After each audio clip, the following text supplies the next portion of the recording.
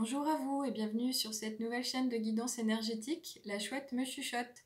C'est avec plaisir que je vous accueille aujourd'hui pour réaliser une guidance astrologique pour le mois de mars et notamment pour les amis natifs du signe du Gémeaux.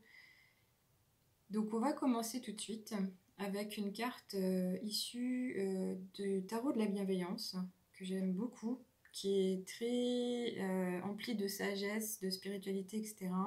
Et en tous les cas de bienveillance comme son nom l'indique, pardon.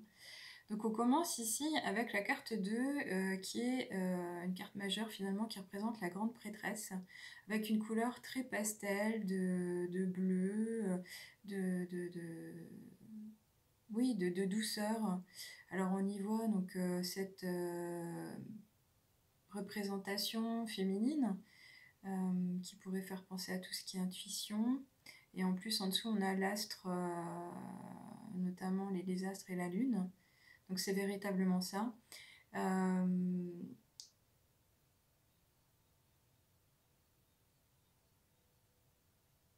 On parle avec la grande prêtresse de mystère. J'ai eu un bug, mais en fait ça revient.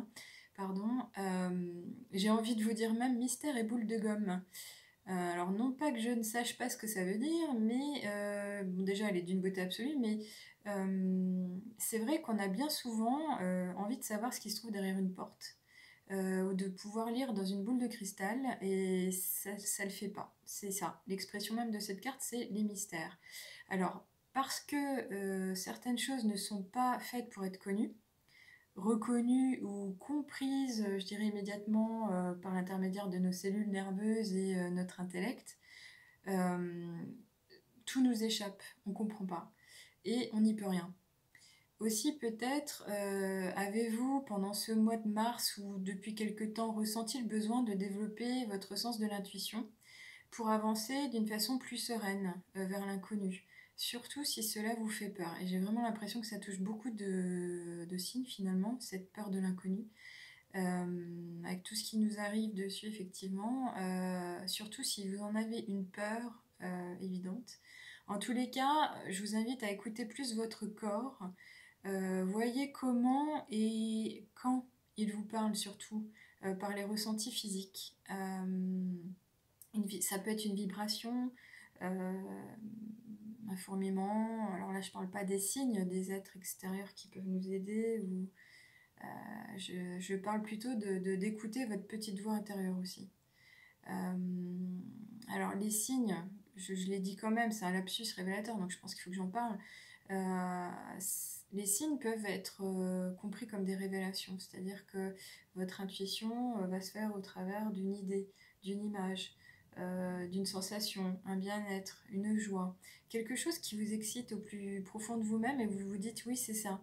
Ça peut être même un imprévu, quelque chose qui est quand même porteur de joie, une visite surprise par exemple, la rencontre de quelqu'un auquel vous aviez pensé, qui va vous apporter une petite touche, qui va vous donner une idée ou qui va vous apporter en tout cas le sourire. Et les signes, il y en a toujours sur la route, hein. Il faut juste être attentif. Et à partir de ce moment-là, tout est possible. On vous dit en tous les cas avec cette carte que vous pouvez gagner en sagesse. Alors comment je pense qu'à partir du moment où on a envie d'évoluer à ce niveau, avec de belles intentions positives et effectivement de l'écoute à ce niveau, et en gardant les yeux bien ouverts, on y arrive. Donc ça c'est la carte de la grande prêtresse. Je vais vous montrer tout de suite donc la suite, c'est l'oracle, la sagesse de l'oracle. J'ai toujours du mal avec celui-ci. Et on vous parle de faire le ménage. Pourquoi faire le ménage? Je pense qu'en fait la nouvelle lune du 23 dernier nous amène à nous libérer de beaucoup de choses, à faire le tri. Et donc je pense que cette carte elle a toute sa valeur ici pour nous dire que nous devons nous délester d'un fardeau, qu'il soit physique ou émotionnel. J'ai envie de vous demander si vous avez vécu des choses pas très simples ou faciles à vivre. Avez-vous modifié quelque chose? Avez-vous identifié la situation qui pouvait vous peser dans toute son entièreté, dans sa globalité? Parce qu'il serait bon, en effet, ici, d'après ce que nous dit cette carte, de vous attarder à faire le tri. Ça peut être le tri dans ses relations, surtout si elles sont négatives, qu'elles ne vous apportent rien, qu'elles vous tirent vers le bas. Des relations professionnelles, de votre vie familiale, des amis malheureusement. De désencombrer ou de nettoyer vos affaires, votre intérieur, votre environnement, là où vous vivez. Est-ce que vous avez fait le ménage récemment au premier sens du terme, mais est-ce que vous cumulez trop de choses qui vous pèsent, qui tirent sur votre énergie et qui auraient besoin d'être justement dégagées et sorties de votre vie?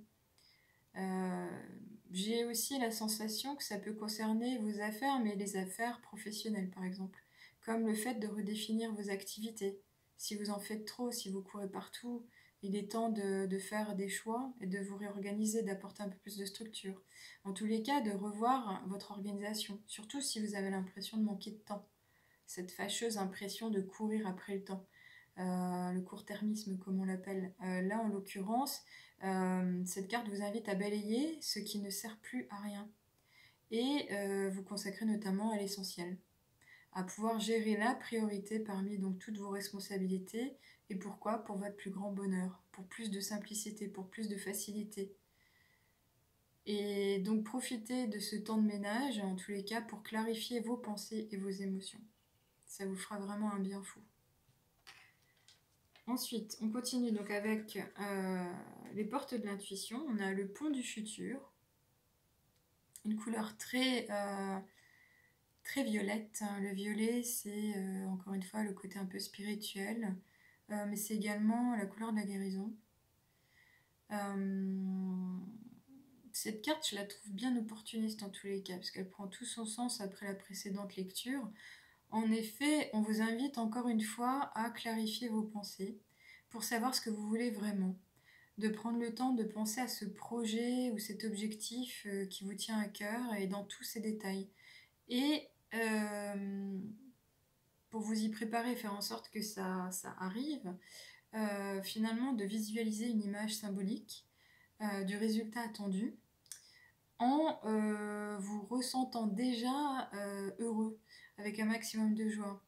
Alors je sais que c'est pas simple à faire, on parle de visualisation, mais c'est ainsi que vous devriez attirer à vous une partie de ce futur. Là on parle du pont du futur. C'est l'écart qu'il y a entre vous maintenant et peut-être, je sais pas moi, le mois d'avril ou la fin d'année. Je sais pas du tout en termes de temps de quoi on parle, mais c'est déjà vous positionner dans un état d'esprit très positif. C'est vraiment une question d'état d'esprit, la positive attitude, le positivisme. Vraiment, restez positif autant que possible. Croyez-y fort. Vous en serez le premier ou la première bénéficiaire. C'est dans votre intérêt et c'est vraiment super. Voilà.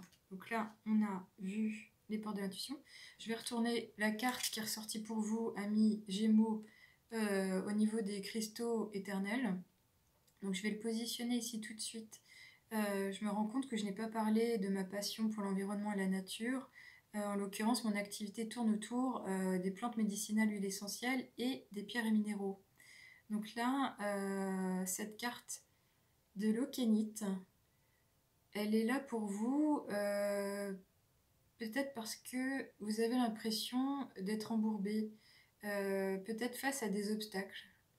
Comme si quelqu'un ou une force vous empêchait d'avancer ou que les choses simples ne vous étaient pas destinées. Et cette carte de l'eukénite, elle parle de schéma de vie antérieure. Donc là, clairement, j'ai l'impression qu'on touche à tout ce qui est dette karmique.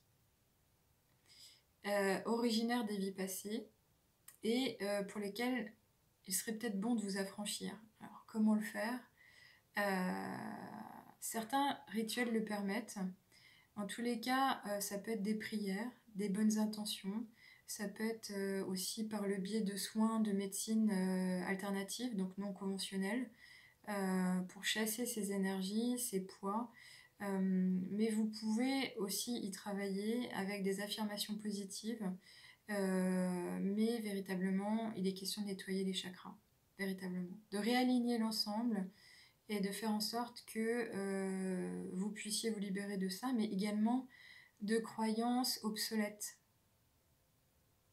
On est capable de bien plus, on peut être plus fort du jour au lendemain, il suffit d'y croire, d'en avoir envie et de s'y préparer, de se donner les moyens. Libérez-vous de schémas de vie répétés. Continuez à avancer dans les meilleures conditions possibles, c'est véritablement ça. Donc là, on parle de schémas, de répétition, de besoin de libération. Cette carte est là pour vous rappeler que si vous avez l'impression d'être bloqué, c'est peut-être la vérité. Alors ici, nous avons une carte qui est la carte des messages des plantes au peuple humain. C'est une plante, non, c'est pas une plante, c'est un arbre en fait, l'élémie. C'est un arbre qui est malheureusement en voie de disparition. Il est connu, symbolique de sa compréhension du monde. Là, on parle d'initiation. Il symbolise la porte des songes et du cosmos. C'est comme si vous êtes invité à ouvrir votre 5e chakra, le 5e chakra. Le 5e chakra, il est situé au niveau de la gorge, donc ça pourrait être lié à tout ce qui est communication, expression de soi, valorisation. Ça va plus loin que l'estime en fait. C'est véritablement ce dont vous avez besoin pour vous exprimer au plus haut point, en parfait alignement. Alors je sais pas si vous êtes une personne qui est déjà dans une démarche spirituelle bien avancée, mais en tous les cas, l'initiation elle pourrait être liée à tout ce qui est savoir occulte et caché. Comme par exemple le monde de l'invisible, le paranormal. Si ça vous attire, je pense que c'est un signe pour vous aujourd'hui. Véritablement, ami du signe du Gémeaux. C'est comme si vous deviez continuer votre élévation et véritablement vous intéresser à tout ce qui touche à l'occultisme. Alors peut-être pas l'occultisme, mais l'astrologie, l'astro-coaching, etc. Voilà, ça c'est le message du jour avec l'élémie. On va finir avec une dernière carte qui est issue du murmure de la nature. C'est une carte qui est assez mignonne, je dois avouer, très pastel aussi, et qui vous dit de faire un vœu. Je trouve que c'est une carte magique en fait, elle est magnifique. Vous aurez compris le sens de la carte, donc faites un vœu, c'est un vrai souhait à la hauteur de nos rêves d'enfant finalement. Quand on voit le souffle sur cette plante, c'est magnifique, ça me rappelle beaucoup de souvenirs. Pensez en tout cas l'espace d'un instant à ce qui pourrait vous faire vraiment plaisir, ce que vous avez envie par-dessus tout de pouvoir réaliser. L'année 2020 est une année de captage, en tous les cas de préparation pour les années à venir. Tout ce que vous y poserez comme nouvelle fondation, comme nouvelle pierre, donnera une suite vraiment salutaire et bénéfique vous concernant. Donc, posez vos intentions de la manière la plus claire possible. Soyez vrai. Faites en sorte que vos actions soient le reflet de vos intentions, mais de vos idées, de ce que vous allez exprimer, ce que vous allez dire à l'oral. Il faut être le plus entier possible, le plus concret, le plus honnête surtout. Soyez convaincus que ce vœu va se réaliser.